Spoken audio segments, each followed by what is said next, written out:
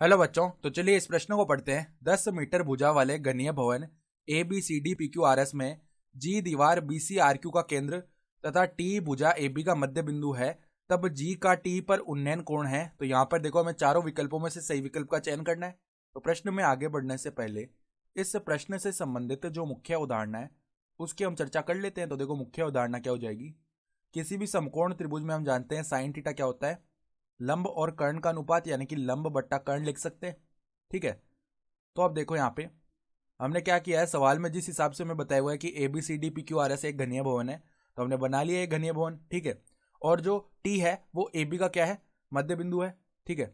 और जी जो है ना, वो दीवार बी सी आर क्यू का क्या है, मध्य बिंदु। और हमने क्या किया है, यहाँ पर एच माना है जो कि बी सी का मध्य बिंदु है। ठीक है।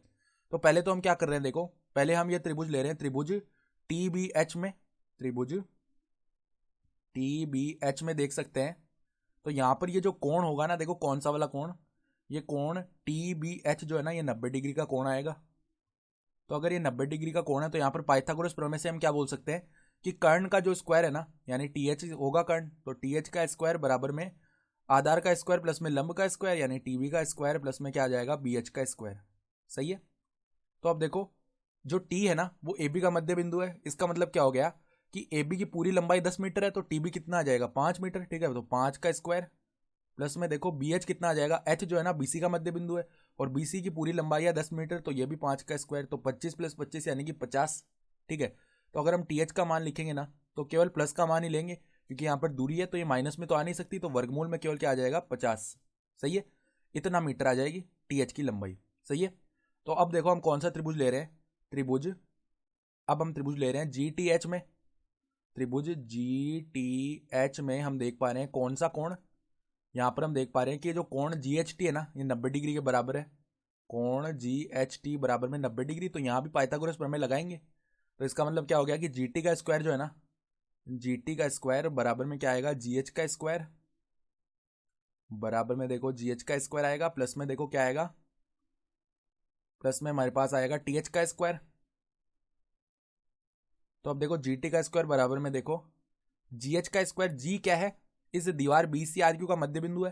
तो देखो सी आर का पूरा मान 10 मीटर आएगा, तो सी आर का आधा इस जी एच के बराबर आएगा ना। ठीक है। तो सी आर का आधा कितना होगा, 5 मीटर, तो जी एच का मान भी 5 मीटर ही होना चाहिए। तो यहाँ पे देखो 5 का स्क्वायर प्लस में टी एच का स्क्वायर, यानी कि इसका मान 50 आ जाएगा। तो प्लस में आएगा 50, तो ये आएगा देखो 5 का स्क्वायर 25 प्लस में 50, ये हो गया 75।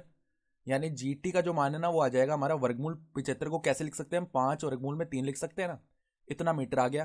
तो हमें तो क्या बताना है, हमें तो जी का टी पर उन्नयन कोण बताना है।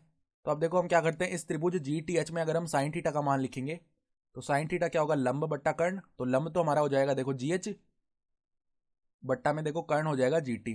तो जी एच का मान तो कितना है, 5 मीटर, बट्टा में जी टी का मान कितना है, 5 वर्गमूल 3 मीटर। तो मीटर से मीटर विभाजित हो गया, 5 से 5 विभाजित हो गया, तो इसका मान 1/वर्गमूल 3 आएगा। तो यहाँ से थीटा का मान क्या हो जाएगा, साइन इनवर्स 1/वर्गमूल 3। यानी कि अगर विकल्प देखें ना, तो हमारा जो विकल्प ए है ना, साइन इनवर्स 1/वर्गमूल 3, वो सही विकल्प आ रहा है।